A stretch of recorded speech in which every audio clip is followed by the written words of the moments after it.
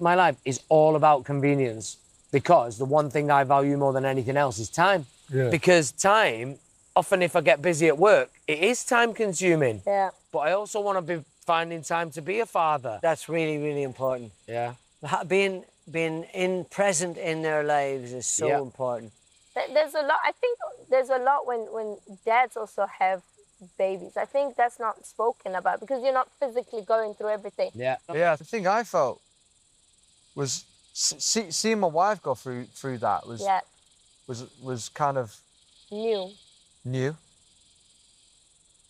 But we are naturally with fixers, and when a baby's crying, all he wants is his mum. It's a weird. You're like, oh, okay. There's not really. It's a kind of a bizarre place to be because they don't really need you yet. Yeah. As a dad. So what your job role is really is to look after the mum. Right. Looking back, she had postnatal depression. Yeah. And that is so hard. And what made it hard is she didn't know. I think so many go through undiagnosed. Hard to cope with it. So you've just got to go and maybe figure that out.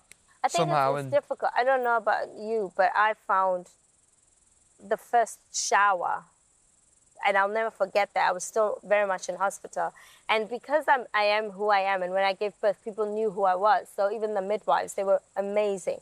But we would talk about Strictly, and we would talk about Dancing on Ice. But that's work, and I'm always bubbly. And I wasn't feeling bubbly in those moments. Yeah, I wasn't feeling bubbly. But I had to do it because I was doing it for them. And I just remember going to the shower and just crying. I was just crying. I was just devastated. But nothing was wrong. But everything was wrong. I did it a few days after I had Kai. I went into my mum and she was in a bedroom and I just threw myself on the bed and I was like, oh, I'm sobbing. But then I started thinking about other women who were less fortunate than me. So women on their own, single parents, people in, accommodation, that underprivileged. Yeah, and so she was like, Coleen, get yourself together, you're fine.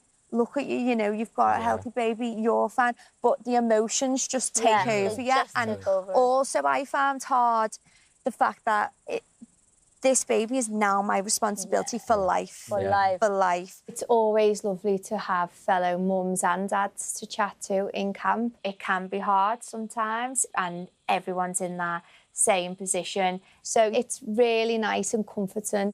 Our struggle was he needed to learn to be there emotionally for me. He's there physically and mentally. My husband makes me strong. It makes me like, wow, a Viking. But he needed to know how to provide for me emotionally, and just by sitting there and holding me when I cry. And that's what I didn't know. And I regret I didn't know that, to be honest. No, he didn't either. He tried to fix it. Being a mum or a dad, it's hard, especially when someone's going through a struggle, and we just need to stick together and get through those times because they don't last forever, and there's always a blue sky above clouds. Did you struggle when she was going through her depression? I wanted to try and fix it and go, come on, you can do this, and that's not what she needed. No. What she needed was sit around, everything's going to be okay. Sit next to her, put an arm around her, everything's going to be okay. Yeah. But that's difficult, Danny. It's difficult to know when you haven't never experienced that with somebody who's really close to you, and then you see them going through that. You don't know, and therefore you can't help them if you don't know. You know what I'm saying? If you haven't had the experience of dealing with it. And I'm sure Georgia knows that you were great support to her, Having a group of people that are not going to judge you, that are 100% there for you, is very rare. Everyone in that camp is so special, and they make this experience so special, especially for me.